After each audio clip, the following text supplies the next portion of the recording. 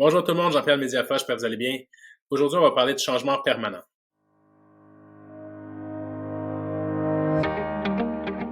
Donc, comme je disais dans l'intro, il y a des changements qu'on cherche à avoir de façon permanente.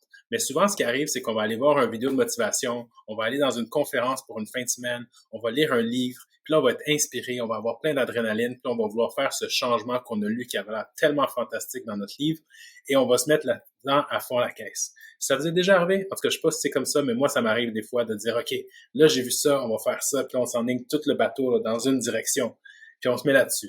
Puis là, on travaille fort, on travaille pas fort, puis là, finalement, ouf, ça tombe. Pourquoi ça m'arrive? Pourquoi ça vous arrive? Puis là, je regardais des trucs, puis j'étais en train de lire des livres, puis en même temps, la réponse est vraiment pas compliquée. Tu sais, des fois, on se complique vraiment la vie pour rien.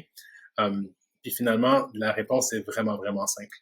La réalité, c'est que il faut prendre cette énergie, cette adrénaline pour notre plan de match. Mais souvent, ce qu'on fait, c'est qu'on saute dans l'action, puis on le fait sans avoir un plan long terme. Ce que je m'explique. On vient de lire un livre qui nous parle de faire de la motivation. Je lisais le livre de Dan Harry qui parlait de... C'est un livre vraiment fantastique. Désolé, le titre va me revenir au fur et à mesure que je vous parle, mais c'est un livre là, vraiment, vraiment, vraiment motivant. Et c'était tellement organisé, tellement structuré là, que c'était clair ce qu'on voulait faire.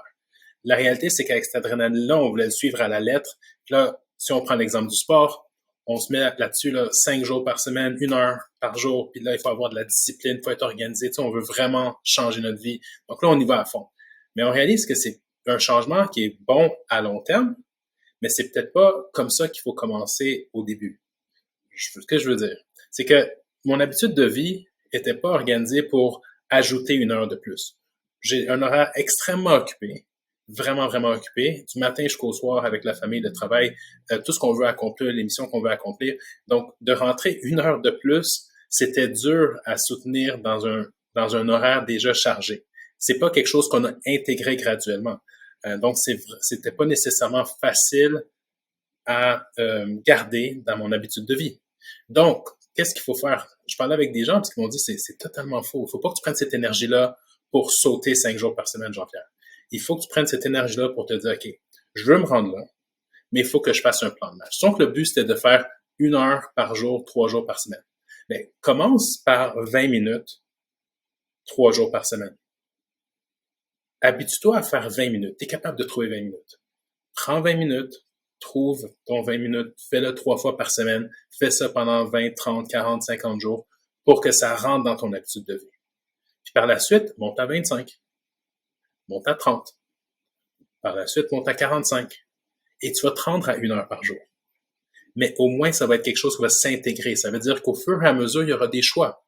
Si je prends 20 minutes pour faire ça, c'est que je prends pas 20 minutes pour faire telle autre chose. Qu'est-ce qui est plus important? Parfait, je vais faire celui-là. Quelle est la meilleure période dans la journée pour que je puisse trouver ce 20 minutes? Est-ce que c'est le jour? Est-ce que c'est le soir pour faire des tests? Mais il faut trouver une façon d'intégrer quelque chose de simple qu'on est capable de soutenir. C'est comme si on avait un poids à soutenir qu'on a dans notre vie, puis là, tout d'un coup, on nous met un 100 livres de plus. C'est sûr que ça va tomber. Mais si on est capable de graduellement mettre du poids puis laisser le temps au corps de développer les muscles pour développer la résistance, on va être capable. C'est le même principe. Donc, ce que je veux vous dire aujourd'hui, c'est que vous êtes capable de faire tout ce que vous voulez faire. Mais prenez le temps de prendre une bouchée à la fois puis de vous faire un plan de match à long terme. Si vous avez quelqu'un avec qui vous pouvez vous rendre redevable parce qu'il va prendre en note de vos objectifs et il va vous assurer que vous restez focus, encore mieux. Moi, c'est ce que j'ai fait avec la lecture. Avant, j'étais quelqu'un qui lisait beaucoup. Maintenant, avec les enfants, ça a pris du temps, ça a changé mes habitudes.